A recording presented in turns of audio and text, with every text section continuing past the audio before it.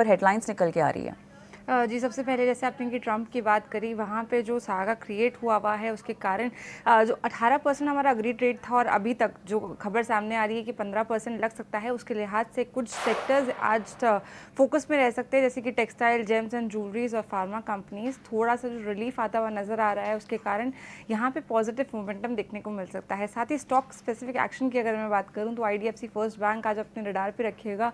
Company के लिए एक बड़ा नेगेटिव ट्रिगर सामने आ रहा है। कंपनी के यहाँ से करीबन 590 करोड़ रुपए का एक फ्रॉड पकड़ा गया है, जिसके तहत अब हरियाणा गवर्नमेंट ने उनसे जितने भी गवर्नमेंट लिंक्ड ब्रांच अकाउंट्स थे वो भी बंद करने के लिए बोल दिया। डी एम्पैनलमेंट का यहाँ पे सजेशन दे दिया है और काफ़ी बड़ी negative news IDFC first bank के लिए, तो इसे रखेगा आज अपने फोकस में।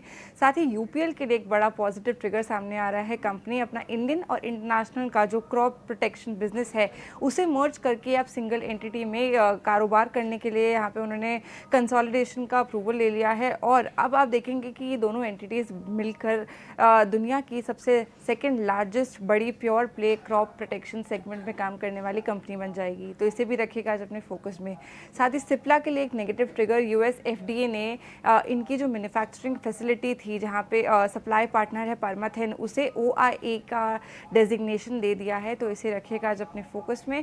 ई मुद्रा लिमिटेड की बात करें तो कंपनी के लिए एक पॉजिटिव ट्रिगर सामने आता हुआ, कंपनी ने ऑफिशियली एक्सपेंशन कर दिया है ग्लोबल फुटप्रिंट में, जहाँ पे वो सेंट्रल एशिया में काम करती हुई नजर आएगी। उन्होंने यहाँ पे एक रीजनल हब भी खोल दिया है कजाकिस्तान में और यहाँ पे जितना भी रैपिड डिजिटल ट्रांसफॉर्मेशन हम देख रहे हैं उसमें कारोबार और आगे बढ़ाने के लिए ई मुद्रा ने यहाँ पे ये कदम उठाया है।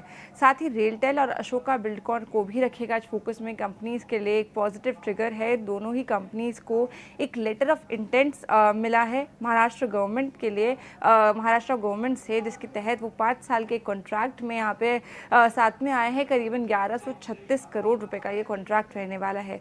प्रेस्टीज एस्टेट्स को भी रखिएगा जब अपने फोकस में। कंपनी के लिए एक पॉजिटिव ट्रिगर सामने आ रहा है। कंपनी का जो ग्रुप है उन्होंने एक डेफिनेटिव अग्रीमेंट साइन किया है BMRCL के साथ, जिसके तहत वो बिलांदुर मेट्रो स्टेशन में साथ काम करने वाले हैं और कंपनी यहाँ पे करीबन 115 करोड़ रुपए का इन्वेस्टमेंट भी करने वाली है स्टेशन अपग्रेडेशन, इंफ्रास्ट्रक्चर को और ज़्यादा अच्छा बनाने के लिए और लॉन्ग टर्म डेवलपमेंट के लिहाज से ये इन्वेस्टमेंट यहाँ पे आता हुआ नज़र आ रहा है।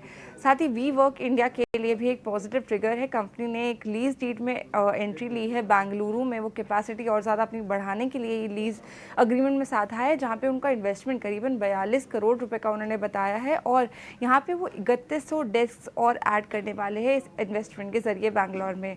साथ ही NCC लिमिटेड को भी रखिएगा आज अपने रडार में। कंपनी के लिए एक पॉजिटिव ट्रिगर सामने आ रहा है। कंपनी जो NHAI ने डिपार्टमेंट किया था, हमने फ्राइडे को बात करी थी कि NHAI ने आगे आने वाले 2 सालों के लिए कंपनी को बाहर कर दिया है, उसमें एक पॉजिटिव डेवलपमेंट देखने को मिल रहा है, जिसके तहत वो आने वाले कुछ टाइम के लिए 10 मार्च 2026 तक जो डिपार्टमेंट है उसे अभी रद्द कर दिया गया है। आगे और पॉजिटिव डेवलपमेंट वो भी जो भी होगा वो हम आपको ज़रूर बताएंगे। NHPC के लिए भी एक पॉजिटिव ट्रिगर सामने आ रहा है। कंपनी का टोटल इन्वेस्टमेंट करीबन 5700 करोड़ रुपए का अप्रूव हो गया है, जिसके तहत वो हाइड्रो पावर कैपेसिटी का एक्सपेंशन और अच्छी तेज़ी से कर पाएंगे जम्मू और कश्मीर में।